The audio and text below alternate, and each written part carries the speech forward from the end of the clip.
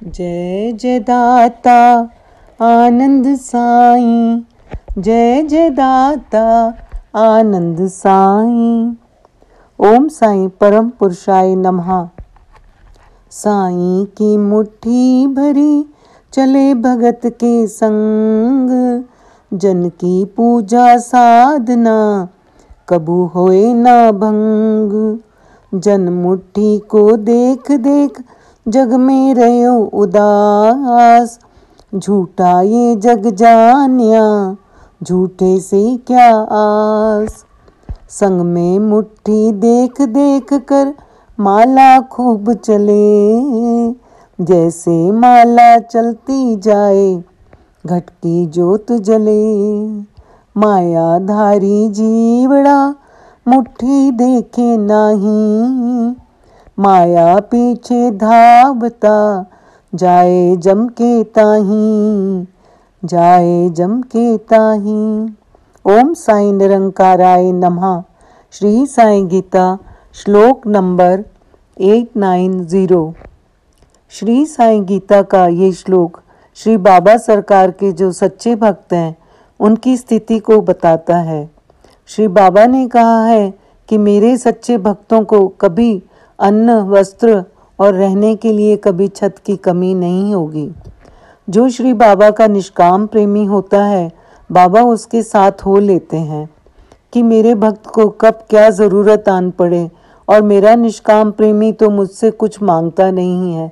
तो साईं जी की भरी हुई मुट्ठी भक्त के साथ साथ चलती है, उसे कोई कमी नहीं होने देती है। जैसे शिरडी में श्री बाबा के भक्त मालसापति जी, भले ही उन्होंने गरीबी में जीवन गुजारा, लेकिन उन्हें कभी अन्न, वस्त्र और घर की कमी नहीं आई। श्री मालसापति जी की पूजा साधना, श्री बाबा के प्रति श्रद्धा आस्था कभी कम नहीं हुई। श्री बाबा का संग पाकर उन्होंने दीन दुनिया की खबर नहीं थी। यहाँ तक कि 1886 में मार्गशीर्ष पूर्णिमा के दिन बाबा को दमा से अधिक पीड़ा हुई, और इस व्याधि से छुटकारा पाने के लिए उन्होंने अपने प्राण ब्रह्मांड में चढ़ाकर समाधि लगाने का जब विचार किया, तो उन्होंने भगत मालसापति से कहा कि तुम मेरे शरीर की 3 दिन रक्षा करना, और मैं वापस लौट आया तो ठीक है, नहीं तो इस स्थान पर मेरी समाधि बना देना और 2 ध्वज फहरा देना। ऐसा कहकर वे रात के 10 बजे धरती पर लेट गए। उनका श्वासोच्छ्वास रुक गया। ऐसा लगने लगा कि उनमें प्राण ही ना हो।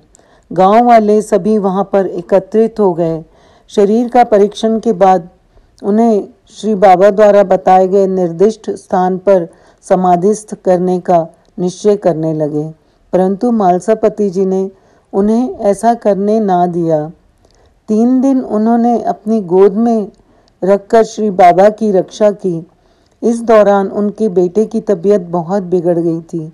घर से उन्हें संदेशे आने लगे, लेकिन वे वहां से टस से मस ना हुए। 3 दिन बाद रात को 3 बजे श्री बाबा हिलने डुलने लगे और उनके श्वास वापस लौट आए। इस तरह मालसापति जी की सच्ची भक्ति थी। वे जग से उदासीन रहते थे। श्री बाबा की भरी मुट्ठी देखकर उनका ध्यान साधना कभी भी भंग नहीं हुई। उनकी ध्यान साधना कभी भी भंग नहीं हुई। उन्हें अंदर से ज्ञान हो गया था, इसलिए उन्होंने जगत की परवाह कभी नहीं की, और अपने घर में भी वे बहुत कम जाते थे। श्री बाबा के साथ व तात्या इनके साथ द्वारका माई में शयन करते थे। जो माया में रहते हैं वो श्री बाबा की भरी मुट्ठी नहीं देखते और माया के पीछे अपना जन्म गंवाते हैं। अंतकाल में वे यमपाश में बनते हैं। ओम साई राम, जय साई राम।